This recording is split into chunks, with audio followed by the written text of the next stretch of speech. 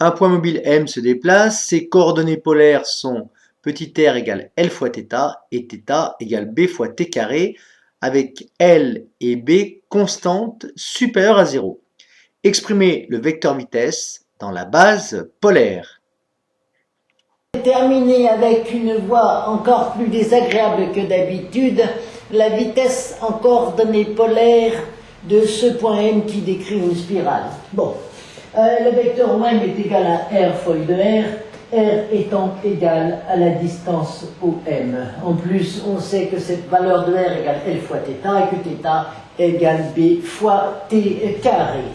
Une fois que nous avons OM, pour avoir la vitesse, il suffit de dériver par rapport à OM, vecteur OM. On le dérive par rapport au temps. Autrement dit, je dérive par rapport au temps l'expression R fois U de R. Ce qui nous donne R point U de R plus R fois D de UR sur DT.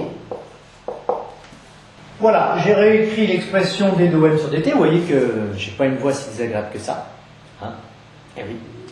Et maintenant, on va vérifier l'homogénéité. L est en mètres et B en seconde moins 2, on l'a déterminé précédemment. Donc ici, on a des mètres seconde moins 2 fois seconde, ça fait bien des mètres seconde moins 1, c'est bien l'unité de la vitesse, tout va bien.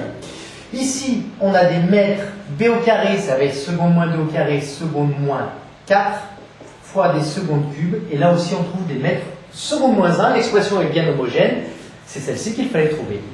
Excusez-moi ces bruits de bricolage qui sont indépendants de ma propre volonté, c'est le voisin du dessous qui s'énerve. Bien, alors le d de UR sur dt, c'est d de UR sur dθ fois dθ sur dt, c'est-à-dire θ point et 2 θ. R point, que vaut-il? Eh bien, nous savons que R est égal à L fois θ. Autrement dit, R point, c'est égal à, tout simplement, eh bien, L fois dθ sur dt, c'est-à-dire Lθ point. Lθ point fois le vecteur U de R. Plus, donc Rθ point, R fois θ point. Or, θ point, c'est la dérivée de θ par rapport au temps. Qui vaut quoi? Eh bien, si je dérive θ par rapport au temps, B étant une constante, ça nous fait donc 2bt. Voilà pour dθ sur dt ou θ point. Donc ça nous fait R fois 2bt U de θ. Autrement dit, eh bien, Lθ point, je vais mettre 2bt également ici, ce qui nous donne d de OM sur dt est égal à grand M fois 2bt U de R plus R, eh bien, on va le remplacer par son expression en Lθ. L fois θ, c'est-à-dire L bt carré